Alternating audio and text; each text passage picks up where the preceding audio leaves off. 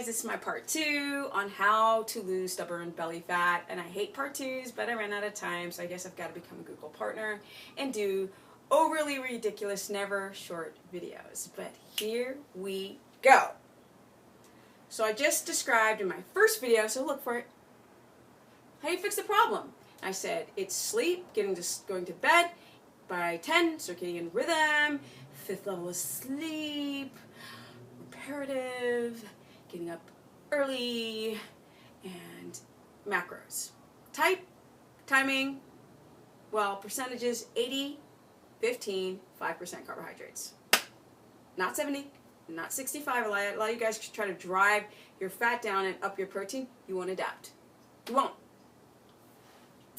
So I talked about macros, and then I talked about exercise, and like for some people who don't work out, be careful for even the HIIT training if you have metabolic derangement. If you're fine and you're metabolically balanced, then don't listen to that part. But if you have any derangement, you might want to stay away from the HIIT for the first couple of weeks and get, as I showed before, the muscle pump. Yes, you get a muscle pump. All you need is blood flow to the muscle fascia. That's all you need. You don't need to friggin' go into hypertrophy. No, you don't. Just need to get blood flow because we want to become insulin sensitive. All right, those were the 3 things. Now let's talk about what happens when you don't sleep. When you do not sleep, you jack your adrenals up because the sleepy hormone that's trying its hardest to secrete gets downregulated. And the wakey hormone that you should have in the morning is too high at night, and that is cortisol.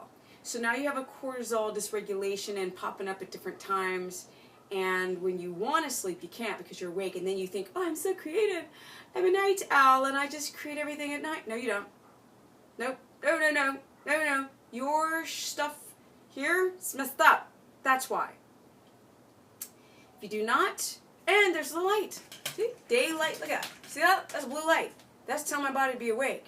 Well, it's starting to go down now because it's the afternoon. But the point is that sleep-wake cycles timing is very important. So I suggest that you go to bed by 10. You don't like it? Get over it. You have a night shift job, then you've got to do everything that you can in your power to remain zen-like while you work. How are you going to do that? I have no idea, but I'm sure that you will figure it out. Okay, what else? Yes, and I would eat a lot of fat if you have a night shift job, and I would use MCTs because they're going to hit your blood-brain barrier quicker than an LCT to keep you going. All right, and to not overeat when you get home from your night shift job. But with that said, when you do not sleep well, your body cannot repair, and you do not lose weight.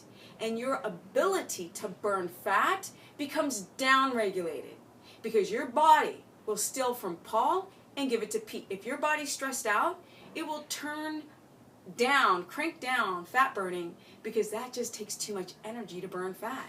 And if your body thinks it's starving to death, it wants to hold on to the fat and not burn the fat. And your brain can have a thought and you can produce cortisol in excess within seconds, if not minutes, and then you're storing fat again. When you develop a blood sugar dysregulation, you are training your fat cells to store. Now, I was going to pull out the old teaspoon, but I ran out of time in my last video. The teaspoon is symbolic for how much that you can eat per meal every 2 to 3 hours of glucose. And that, my friends, is it. And I'm not a big girl. That is not a lot. Looks big next to the camera, but in reality, it is literally almost nothing. Because we were not designed to be eating processed carbohydrates. The second you put that little ice cream or cracker or bread, I don't even care if it's Ezekiel. Once you put that sucker in your mouth, amylase is already starting to pre-digest the food in your saliva and turn it into sugar. And it'll go through your body like wham, like that. And if it goes through your body like that, then your body has to release insulin to match the glucose that's coming into your body too fast. Totally against nature. It's not designed for that.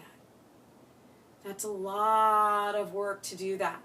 Your body releases insulin to take glucose out of the blood and into the cell and into the Krebs cycle to give you energy. So why, pray tell, do so many people have low energy? Why?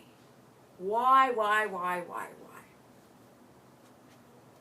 Because their ability to clear out the glucose and get it into the cell so you feel good with nutrients isn't working. And that's either pre-diabetes or insulin resistance or just straight up diabetes. And that is no fun, you guys. That's no fun. So how do we fix that? Well, that's why you get fat, right? Insulin is a hormone designed to take it out of the blood, get it into the cell. But one of the cells that it goes into is your fat cells. Now your muscle cells, it goes as glycogen. That's what we want because it'll be used as energy and your liver will go up to your brain to give you a sense of alertness and all this kind of stuff. But the problem is, y'all's, overeating processed carbohydrates, most of that carb goes here, and here, and here, and here. And for you guys who really overeat, it can go everywhere. And so that sub-Q fat turns into visceral fat. And visceral fat is fat around your organs. And your organs start to suffocate with fat. Your body cannot, the arteries cannot flow if they're blocked with deposits from carbohydrates. And your triglyceride numbers go up.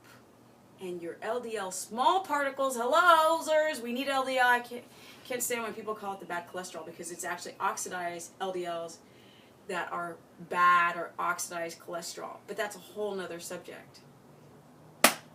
Why we get fat is because